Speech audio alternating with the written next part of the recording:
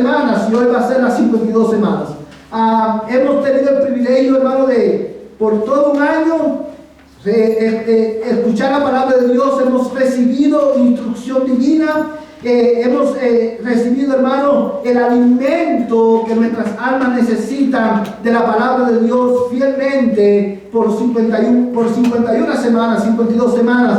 Y esa es evidencia, hermano, de la fidelidad de Dios para con cada uno de nosotros en este día. Hermanos, por un año, por el transcurso de un año, la mayoría de nosotros hemos sido corregidos, hemos sido fortalecidos por medio de la predicación de la palabra. En fin, hemos tenido el privilegio de ver la palabra de Dios obrando en la vida de cada uno de nosotros. Algunos han sido edificados en Cristo durante este año. Algunos han sido fortalecidos en su fe. Muchos han crecido en el conocimiento de Dios.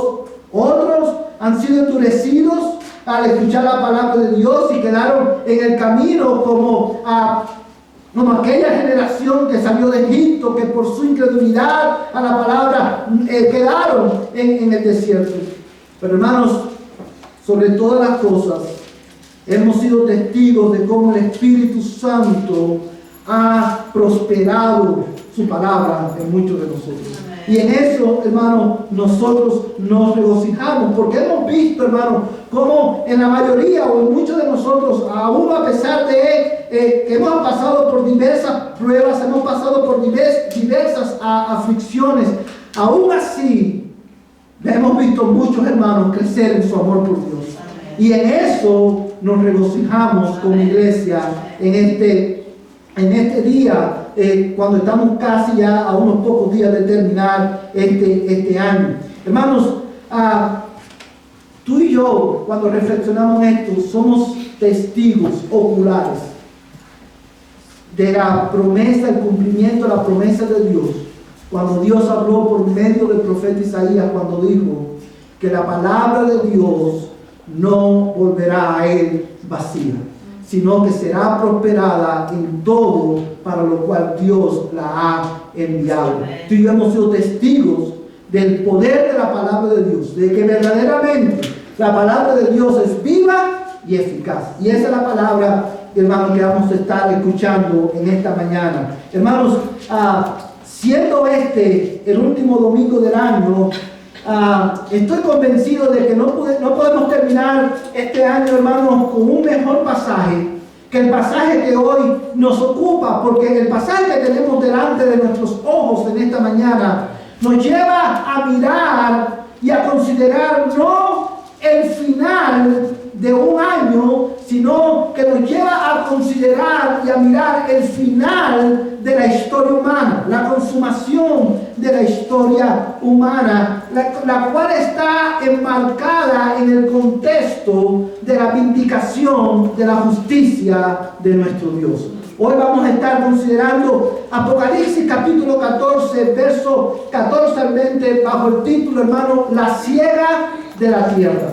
La ciega de la tierra. Y vamos a estar desempacando el contenido, hermanos, de estos versículos, hermanos, bajo dos encabezados fundamentales. Y vamos a estar mirando el significado de esta visión y vamos a estar mirando también las particularidades de esta visión. Y terminaremos, hermanos, haciendo algunas aplicaciones prácticas para nuestras vidas.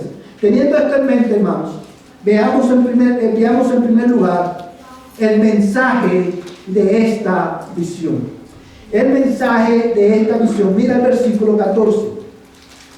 Y miré, y he aquí una nube blanca, y sentado en la nube estaba uno semejante a hijo de hombre, que tenía en la cabeza una corona de oro y en la mano una hoz afilada. Entonces salió del templo otro ángel, clamando a gran voz al que estaba sentado en la nube: mete tu hoz y ciega, porque la hora de cegar ha llegado, pues la mies de la tierra está como madura. Ahora, hermano, quiero que notes una vez más cómo Juan comienza el capítulo 14. Dice Juan, y miré. Y con esta expresión, y miré, Juan da comienzo a esta última sección del capítulo 14 de Apocalipsis, que a su vez marca la conclusión de esta visión que, como dijimos el domingo pasado, comenzó en el capítulo 12. La semana, hace ya 2 semanas, cuando estuvimos mirando el mensaje de los 3 ángeles, vimos que el tercer ángel anunció, hizo un anuncio del juicio de Dios sobre los moradores de la tierra, sobre los adoradores de la tierra. Y lo que hace el capítulo, los versículos 14 al 20, es arrojar un poco más de luz en el mensaje del tercer ángel, de ese juicio que Dios traería sobre los habitantes de la tierra. Hermanos, y esta visión, lo primero que quiero que notes, hermanos, es que esta visión, hermano, comienza con la descripción de un segador. La visión del versículo 14 al 20 es la visión de una siega, de una cosecha. Y hermanos, en esta visión que Juan ve, Dios la comunica para dar un mensaje específico tanto a su pueblo como a los incrédulos. Y quiero que note, como decía, cómo comienza. Comienza describiendo al segador, al que está a cargo de la cosecha.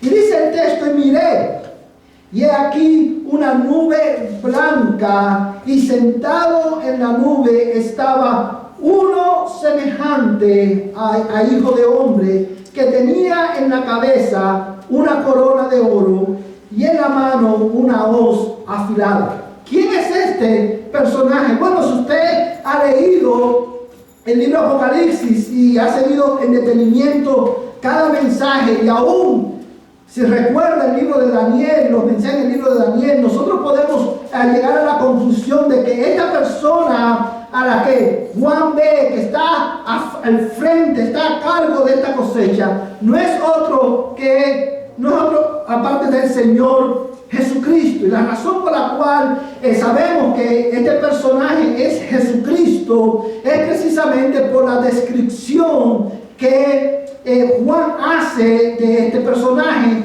la cual tiene su trasfondo en Daniel capítulo 7. Yo creo que tú vayas por un momento a Daniel capítulo 7. Libro de Daniel capítulo 7.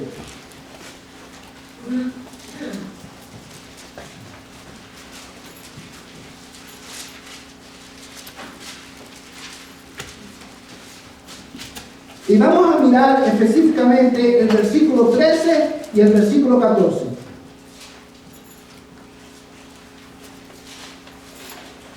Amén. Mira lo que dice este texto. Seguí, ¿qué dice? Mirando en las visiones nocturnas, y he aquí con las nubes del cielo venía uno como un hijo de hombre, que se dirigió al anciano de días y fue presentado ante él. Y le fue dado dominio, gloria y reino, para que todos los pueblos, naciones y lenguas le sirvieran. Su dominio es un dominio eterno que nunca pasará, y su reino uno que no será destruido. Quiero que consideres, hermano, la similitud entre la visión que ve Daniel y la visión que ve Juan acerca de Cristo. Ambas visiones, hermanos, están describiendo a la gloriosa segunda persona de la bendita Trinidad, el Señor Jesucristo. Dice Daniel, seguí mirando en las visiones nocturnas, y he aquí con las nubes del cielo venía uno como un hijo de hombre. La expresión o título hijo de hombre, como muchos de ustedes saben, es un título mesiánico que en la escritura se le aplica a Jesucristo solamente para describir o enfatizar el hecho no solamente de que Él es el Mesías, sino que Él se identificó con su pueblo en nuestra humanidad. Él es el Hijo del hombre.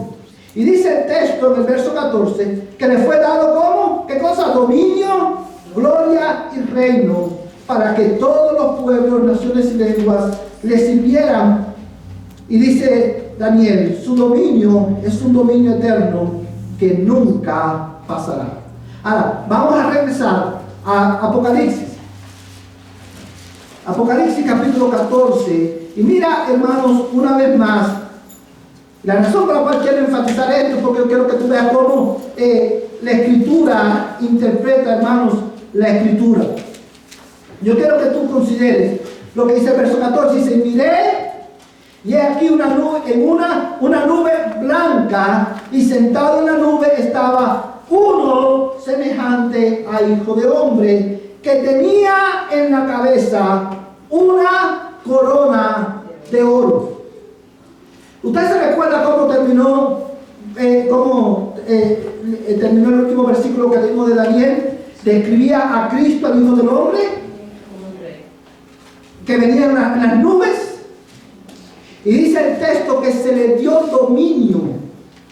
¿Te acuerdas que Daniel dijo eso? Se le dio dominio, y su dominio no tendrá fin. Eso es precisamente lo que está describiendo Juan aquí cuando dice que el Hijo del Hombre estaba sentado en la nube y tenía en la cabeza una corona de oro. Esa expresión, corona de oro, hace referencia a la soberanía de Cristo sobre todas las cosas.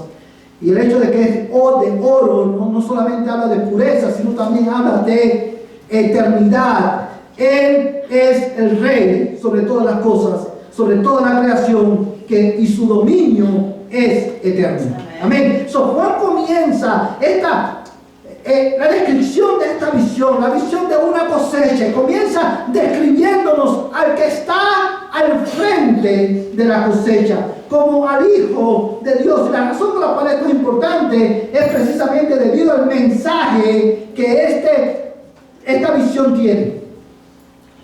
Y es significativo que lo primero que Juan hace, guiado por el Espíritu Santo, es llevarnos a mirar y enfocar nuestra atención en Cristo, el que está al frente de esta cosecha. ¿Cuál es el mensaje? ¿Qué es lo que quiere transmitir el Espíritu Santo por medio de Juan cuando él escribió Apocalipsis? Hermanos, el mensaje de esta visión, de la visión de la cosecha, no es otro que este. Dios quiere comunicarle. Yo quiero que usted escuche bien esto porque es bien importante. Dios quiere comunicarle tanto a su pueblo como a los adoradores de la bestia que Dios ha establecido un día en el cual juzgará a todos los hombres. Ese es el mensaje. Si algo yo quiero, hermano, que usted se lleve a su casa en esta mañana, es esta verdad. Dios ha establecido un día en el cual juzgará a todos los hombres. Ese es el mensaje fundamental de esta visión. Hermanos, si usted entiende eso, usted entendió no solamente el mensaje de estos versículos, sino también el propósito de esta gran visión que Juan tiene, que comenzó en el capítulo 12. Porque lo que Dios está comunicando es esto.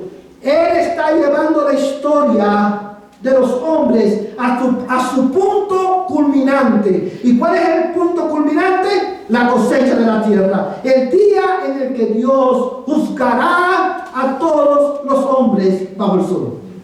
Y ese es un mensaje, hermano, que no podemos perder de vista. Y la razón por la cual nosotros sabemos que este es el mensaje, hermano, de estos versículos es precisamente porque el mismo Cristo usa la misma imagen y Él explica lo que la cosecha significa. Yo creo que tú busques en tu Biblia Mateo capítulo 13, versos 24 al 30. Mateo capítulo 13, versos 24 al 30.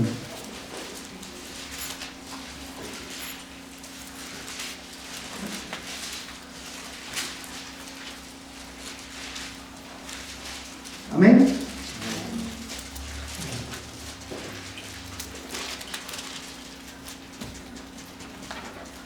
Dice la palabra de Dios, hermano, de esta manera.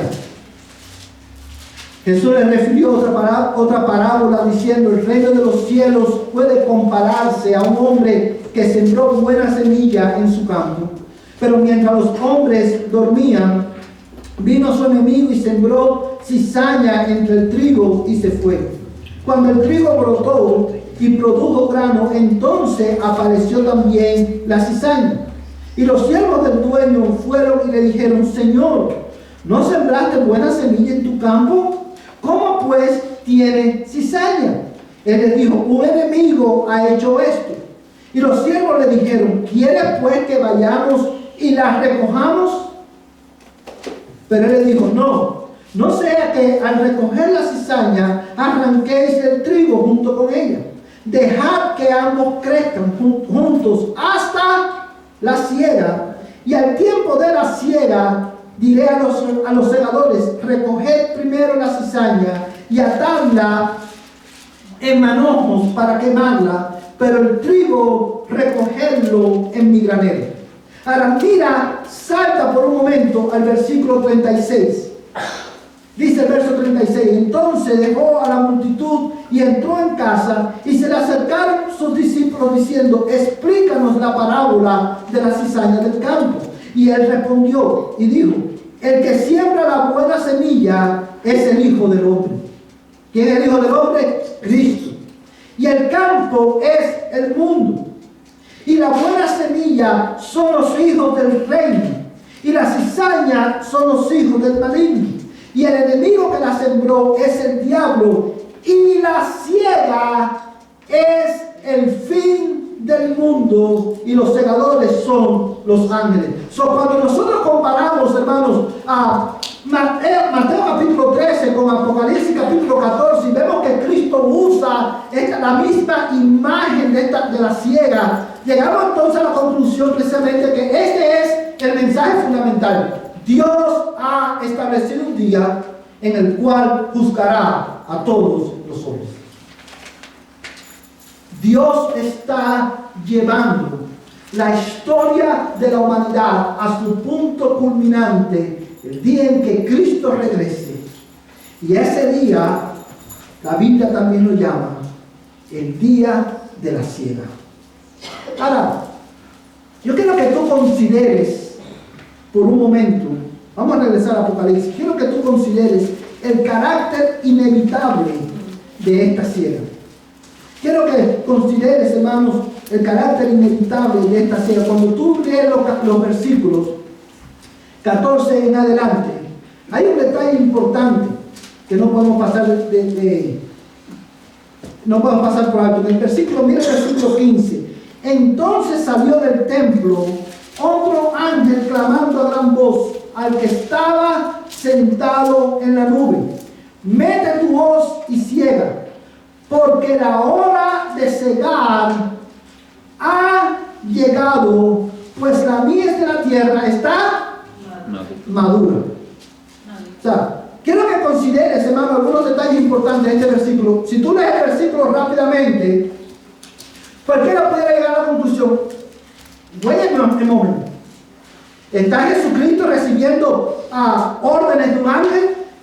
Porque el texto claramente, como ya demostramos, comienza describiendo a Cristo, y en el verso 15 dice que salió del templo otro ángel clamando a gran voz al que estaba sentado en la nube, a Cristo, diciéndole: mete tu hoz y ciega, porque la hora de cegar ha llegado. Hermanos,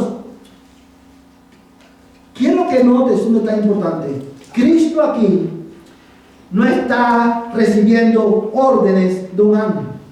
Quiero que consideres que la visión comienza describiendo a Cristo como el Hijo del Hombre.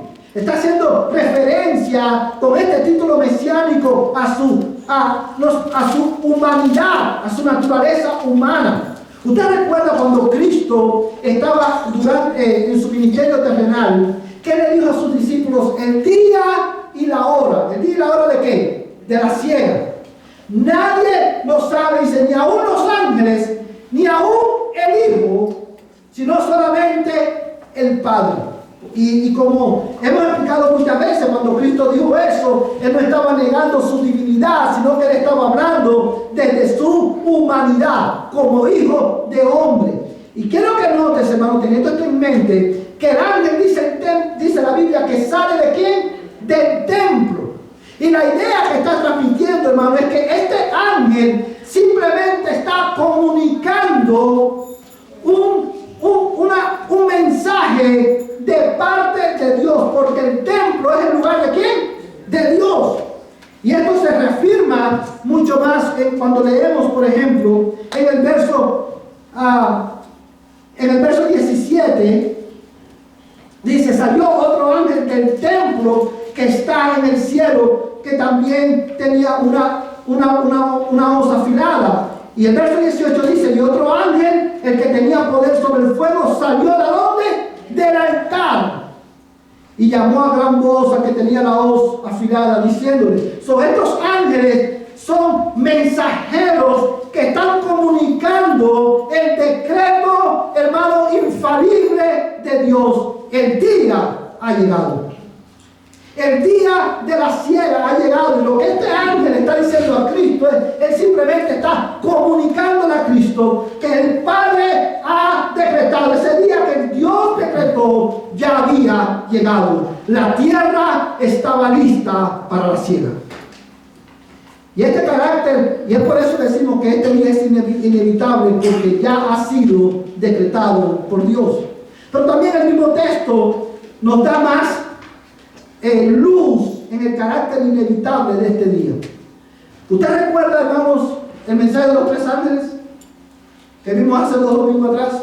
El primer ángel traía un mensaje del Evangelio eterno, llamando a todos los hombres al arrepentimiento. El segundo ángel trae un mensaje diciendo: cayó Babilonia, haciendo referencia al carácter temporal y vano de este mundo y de la cultura de este mundo. Pero el tercer ángel traía un mensaje diferente. ¿Cuál era este mensaje? Un mensaje de juicio. Pero yo quiero que tú notes el lenguaje y las palabras que usa este ángel y las compares con las palabras del ángel que le habla a Cristo en este texto. Mira ahí mismo en el capítulo 14. Mira por un momento el versículo 9. Dice: entonces lo siguió otro ángel, el tercero, diciendo a gran voz: si alguno adora a la bestia y a su imagen y recibe una marca en su frente o en su mano, él también, ¿qué dice? Beberá del vino del furor de Dios, que está preparado puro en el cáliz de su ira, y será atormentado con fuego y azufre delante de los santos ángeles y en presencia del Cordero. Quiero que notes que este ángel, cuando hace este anuncio, lo pone en el futuro. Ellos beberán, ellos serán atormentados. Está hablando de un evento que todavía no había llegado, pero cuando el ángel le habla a Cristo, le dice: mete tu hoz, porque el día de la siega ha llegado. Este lenguaje, hermano, no es casual.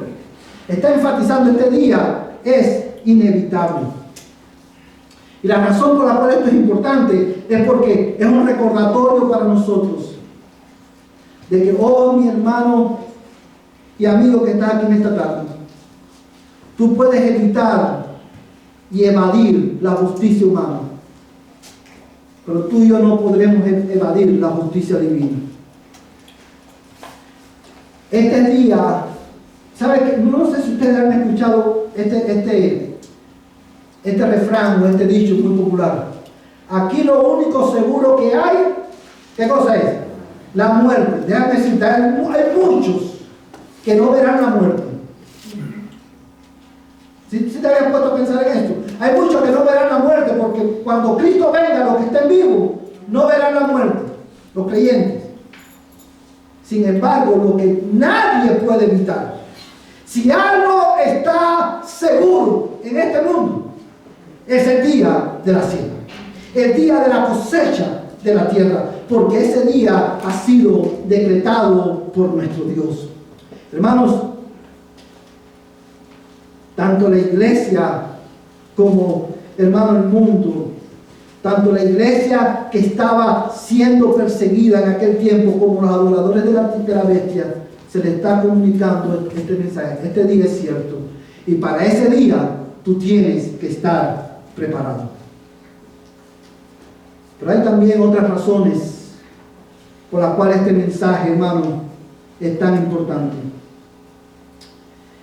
Ese día, el día de la siega, no solamente es inevitable, es un día que es necesario. Es un día que es necesario porque ese día será vindicada la soberanía de nuestro Dios. ¿Usted recuerda lo que le dijo Pablo cuando escribió a los Filipenses en el capítulo 2? Y haciendo referencia a este día, dice Pablo, inspirado por el Espíritu Santo, que toda rodilla se doblará y toda lengua confesará que Jesucristo es el Señor. Aleluya. Ese día es necesario porque los moradores de la tierra viven como si fueran sus propios dioses. Los moradores de la tierra viven rechazando el dominio y la autoridad de Cristo. Los moradores de la tierra viven en una abierta rebelión contra Cristo, ignorando su palabra, ignorando sus promesas, ignorando sus advertencias, ignorando sus mandamientos. Los moradores de la tierra caminan en este mundo como si ellos mismos fueran Dios. Los moradores de la tierra caminan en este mundo y viven en este mundo informados por la mentira de la serpiente. Si comes de este fruto, no morirás, sino que tú serás como Dios. Y esa es la mentira que los moradores de la tierra,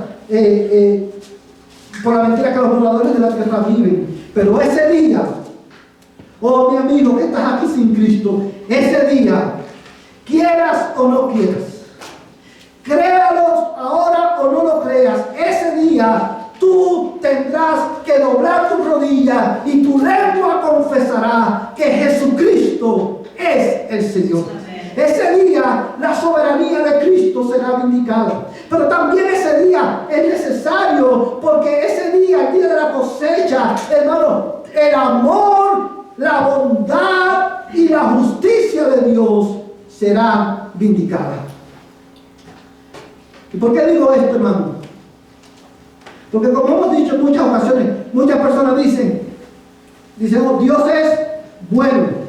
No nos gusta enfatizar ese atributo de Dios. Dios es bueno. Dios es compasivo. Y ciertamente Dios es bueno y compasivo y misericordioso. Pero precisamente porque Dios es bueno, Dios tiene que castigar a los malos. Porque Dios es bueno. Muchas personas hoy engañadas dicen, ¿cómo ustedes pueden decir que hay un infierno si Dios es tan bueno? Si Dios es amor, ¿cómo es que hay un infierno? Es imposible. Y en la mente de muchos, hermanos, no pueden reconciliar el amor de Dios, la misericordia de Dios, la bondad de Dios con la realidad del infierno. Y déjame decirte en esta mañana, el infierno es necesario precisamente porque Dios es bueno. Porque Dios es bueno, Él tiene que castigar al malo. Porque Dios es justo, Él tiene que castigar al injusto. Ese día, toda injusticia será juzgada con justicia y rectitud. Amén. Dios está comunicando este mensaje. Este día ha llegado. Es inevitable y es necesario. Por eso Juan comienza describiendo a Cristo en una nube, pero a diferencia de la visión de Daniel, él enfatiza y dice en una nube blanca, porque la nube blanca, el color blanco en la escritura representa pureza, justicia. El juicio con el cual Él va a juzgar es un justo juicio. Amén, hermanos. Y Dios le está comunicando esto para animar a su pueblo. Ten paciencia, iglesia. hasta la venida del Señor, hasta la siega de la tierra, porque ese día la justicia de Dios será vindicada, la bondad de Dios será vindicada, la soberanía de Dios será vindicada.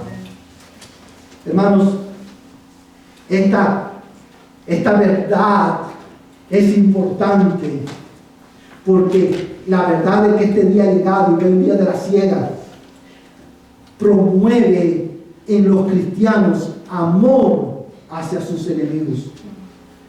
Dice la palabra de Dios: amados, nunca os venguéis vosotros mismos, sino dad lugar a la ira de Dios, porque escrito está: mía es la venganza, yo pagaré, dice el Señor. Pero si tu enemigo tiene hambre, dale de comer; si tiene sed, dale de beber, porque haciendo esto, carbones encendidos amontonará sobre su cabeza. No seas vencido por el mal, sino vence con el bien el mal.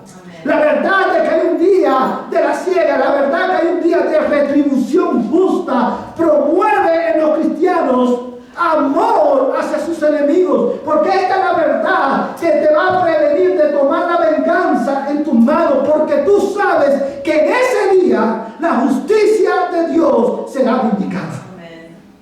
Como la Escritura también revela en Gálatas: lo que cada uno sembrare, eso también recogerá.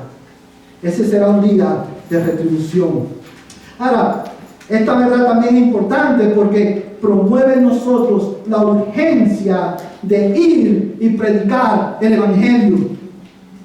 Porque sabemos que este día está decretado por Dios y es inevitable y necesario. Por amor a Dios y amor a nuestro prójimo, tú y yo debemos ir y predicar el Evangelio. Tú y yo debemos anunciar a toda criatura, que hable, a los que hablan inglés, a los que hablan español, a los que hablan quiché, a los que hablan patuá, cualquier idioma tuyo, tenemos que ir y anunciarle que este día está decretado y que necesitan un Salvador. Amén. ¿Cuán importante es esta visión para nosotros? Porque además de todo eso, promueve consuelo y paciencia en la iglesia. Quiero terminar en esta mañana resaltando las particularidades de esta visión. Si tú lees, hermano, estos versículos rápidamente, podemos cometer el error de pensar que Juan está describiendo dos cosechas. O sea, la primera cosecha estaría en los versos 14 al 16, y la segunda cosecha, otros dirían que es desde el verso 17 al 20. Ahora, quiero resaltar el hecho que en estos versículos Juan no está describiendo dos eventos diferentes, sino que está describiendo dos aspectos de un solo evento. ¿Y cuál es el evento? La cosecha de la tierra. El día en que Cristo venga y todos los hombres sean juzgados. Ese día que Dios ha destinado o ha decretado que pase. Ahora Juan nos está dando un poco más de luz. Nos explica ahora que este día, dos aspectos de este día. Y quiero enfatizar esto porque cuando lo leemos, no quiero que pienses, hermano, que no quiero que vayas a pensar que son dos cosechas diferentes, o dos eventos diferentes. Y no quiero que vayas a pensar tampoco que uno va a ocurrir primero y el otro va a ocurrir después. No. Es un solo evento y estos dos aspectos ocurrirán simultáneamente. Ahora, ¿cuáles son estos aspectos? Bueno, el primero, que es el versículo 14 al 16, habla de la cosecha de los redimidos.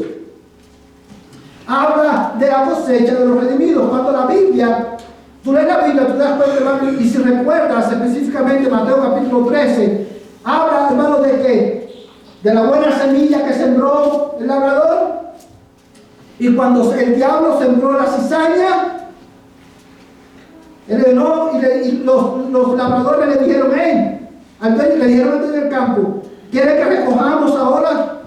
Y él le dijo: no, deja que crezca, para que crezca el trigo y la cizaña. El trigo es un símbolo de ¿quién? De los redimidos del Señor.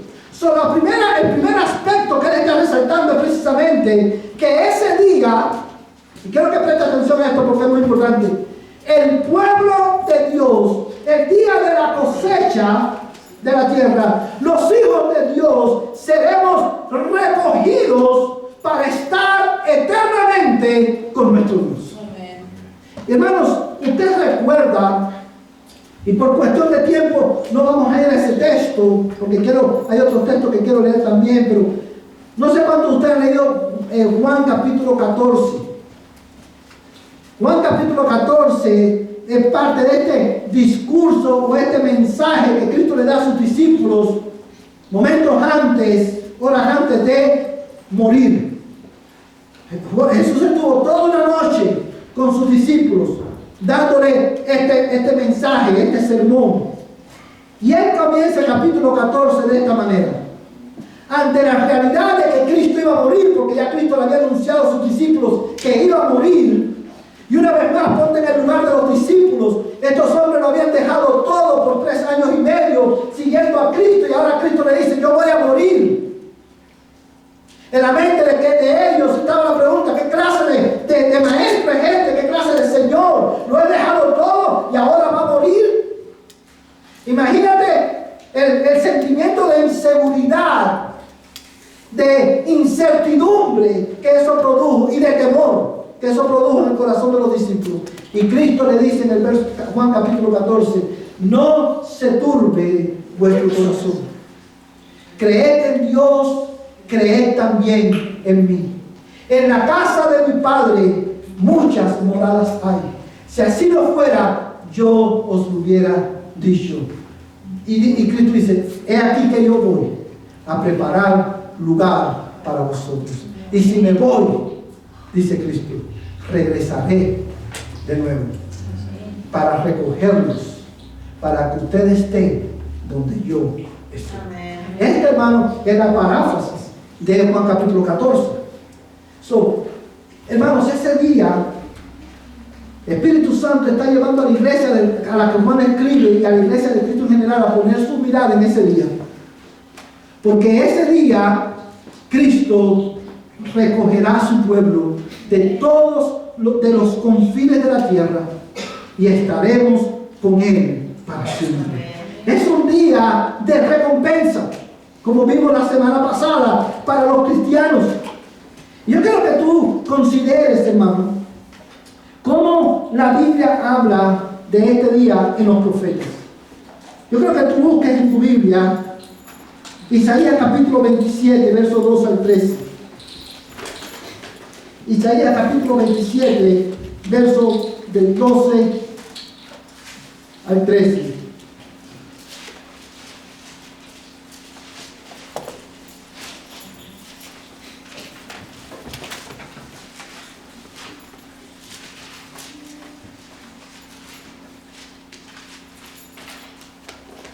Amén.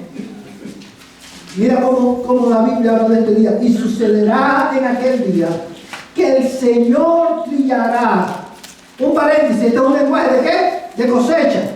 El Señor trillará desde la corriente del Éufrates hasta la torrente de Egipto, y vosotros seréis como recogidos. Y mira cómo dice el texto: uno a uno, oh hijos de Israel.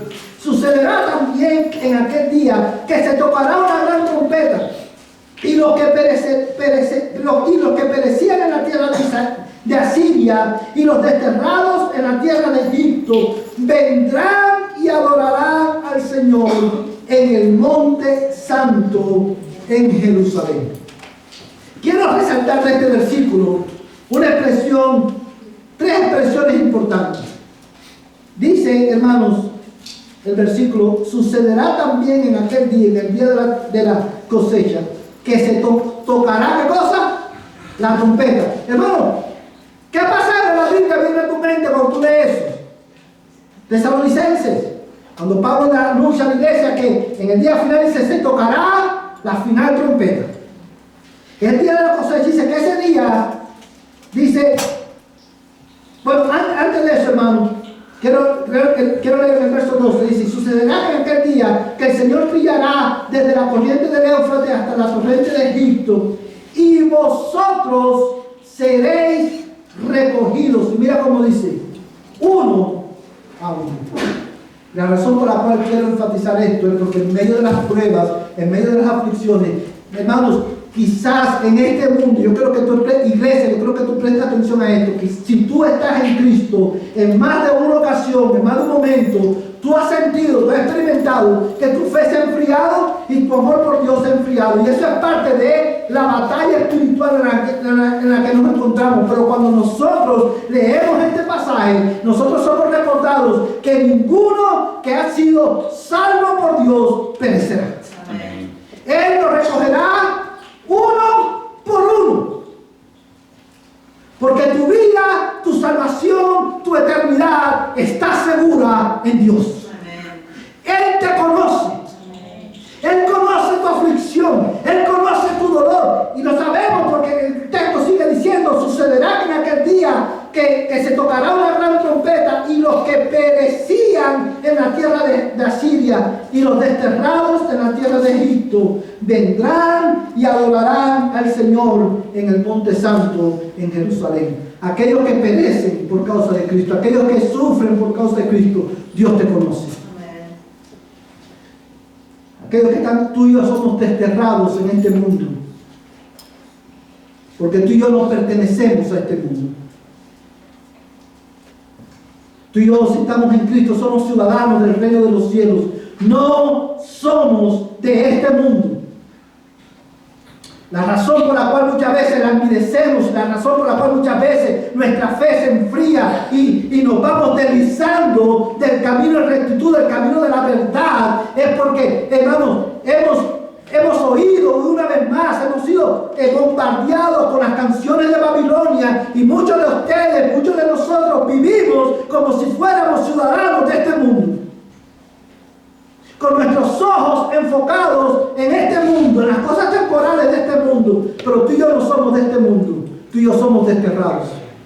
Estamos en el peregrinaje a nuestra ciudad celestial, y el Espíritu Santo dio esta visión a Juan para llevar a la iglesia esta verdad. Ten paciencia, ese día seremos recogidos. Amén. Y adoraremos. Amén. En la misma presencia de Dios. Amén. Pero este es un día, hermano, es un día de consuelo para los creyentes, pero es un día que debe provocar terror en los que no son cristianos. Vamos a ir a Apocalipsis. Mira cómo termina, hermanos, Apocalipsis capítulo 14. Quiero leer desde el verso 17 al 20. Dice: salió otro ángel del templo que está en el cielo, que tenía también una hoz afilada, y otro ángel que tiene poder sobre el fuego salió del altar y llamó a gran voz al que tenía la hoz afilada, diciéndole: mete tu hoz afilada y vendimia los racimos de la vid de la tierra, porque sus uvas están maduras. El ángel blandió su hoz sobre la tierra y vendimió los racimos de la vid de la tierra y los echó en el gran lagar del furor de Dios. Y el lagar fue pisado fuera de la ciudad, y del lagar salió sangre que subió hasta los frenos de los caballos por una distancia como de 320 kilómetros. Hermanos, rápidamente quiero hacer énfasis en algunos detalles de este pasaje. Yo creo que tú notes en primer lugar la severidad de este castigo. Dice Juan, hermano, que esta cosecha, este aspecto de la cosecha, habla, hermano, de la cosecha de todos los impíos. Y ellos están representados como vid, como uvas. Y dice la Biblia que cuando este día llegue, las uvas serán, hermanos, recogidas y serán echadas en el lagar del furor de Dios. Y dice el texto que el lagar fue pisado fuera de la ciudad. Yo quiero detenerme en esto por un momento porque es muy importante. El lagar era el lugar donde se echaban las uvas maduras y se pisaban para sacar el jugo de la uva. transmitiendo esta visión, hermano, es que ese día será un día de retribución justa sobre los incrédulos, en el cual Dios mismo castigará severamente a todos los que han rechazado a Cristo.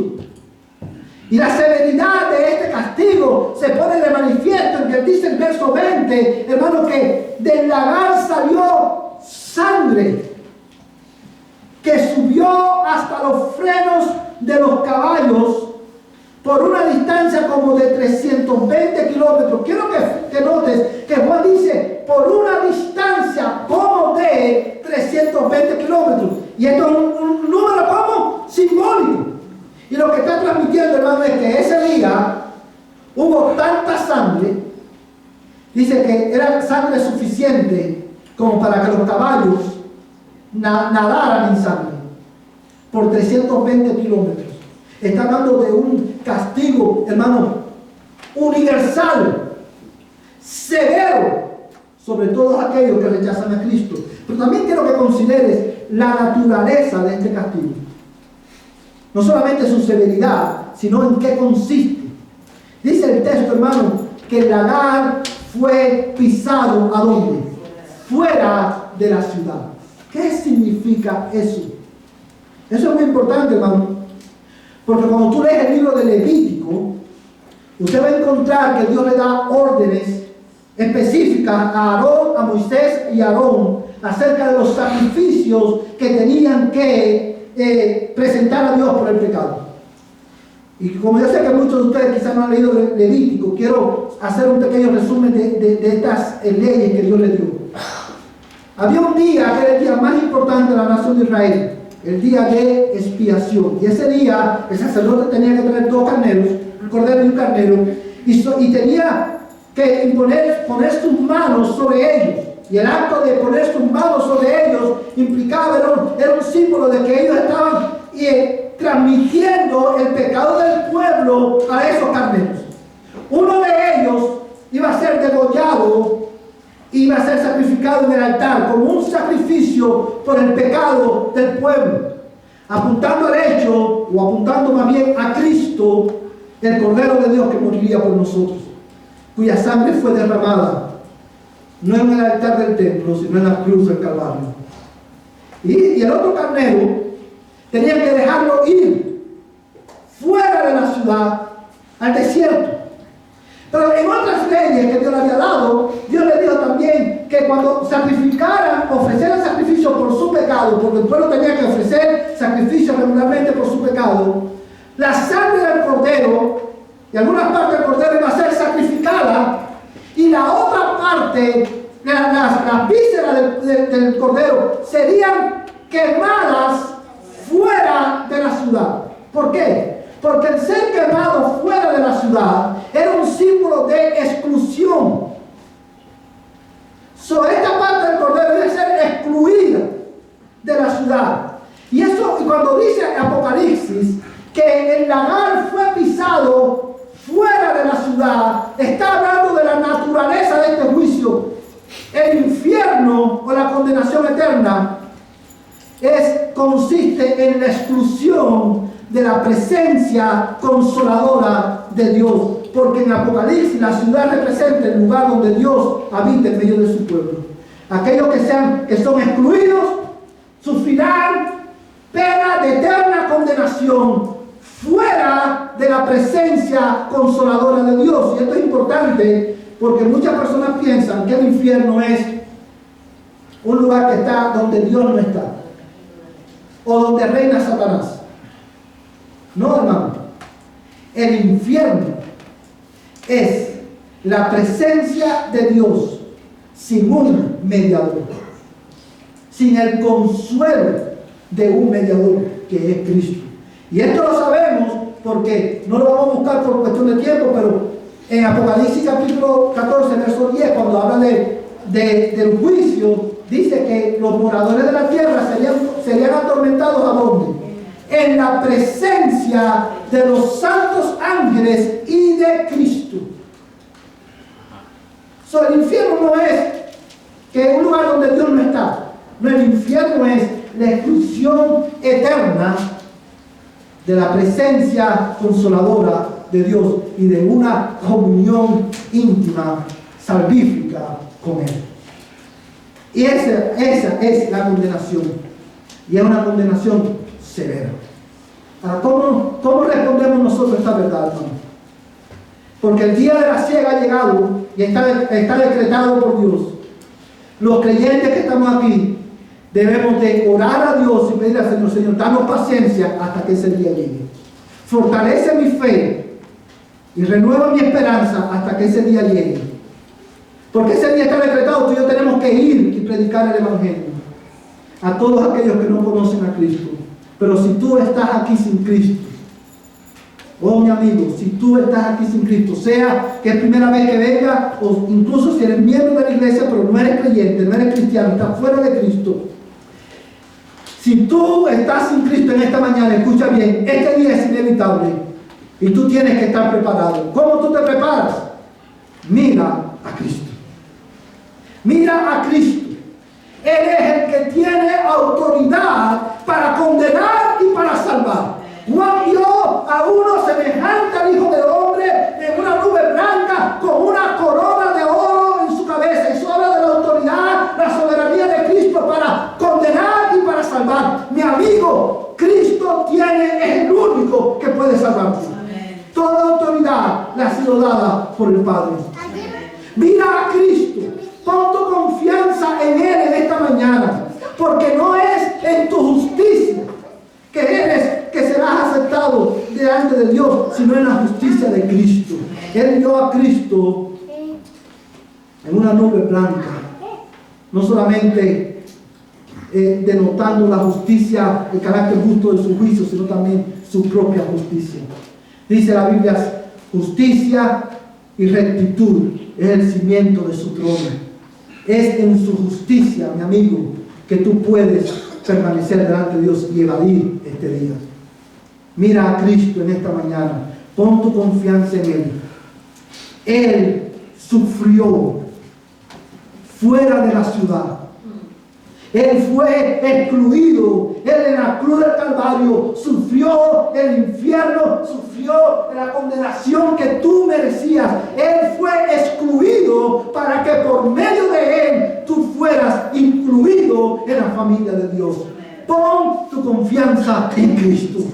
Arrepiéntete de tus pecados y tus pecados serán perdonados y Dios te dará vida eterna. Y si tú eres cristiano y tú has nacido de nuevo y tú no te has bautizado, identifícate con Cristo por medio del bautismo. El bautismo es el primer paso de obediencia de un creyente. Si Él te ha salvado, identifícate con Él por medio del bautismo y hazte miembro de la iglesia para que tú también seas parte de esta gran familia de Dios, a través de la cual Dios lleva a cabo su propósito redentor también en el mundo. Vamos a ponernos en pie. Y vamos a terminar orando en esta mañana. Pídele a Dios que le aplique este mensaje a tu corazón, que le aplique este mensaje privado en esta mañana. Y pídele a Dios que te mueva la obediencia. Quiero darte un 30 segundos para que ahí donde tú estás, tú ores a Dios. Medites en lo que has escuchado. Y le pidas a Dios que Él te dé su gracia para vivir a la luz de esta verdad.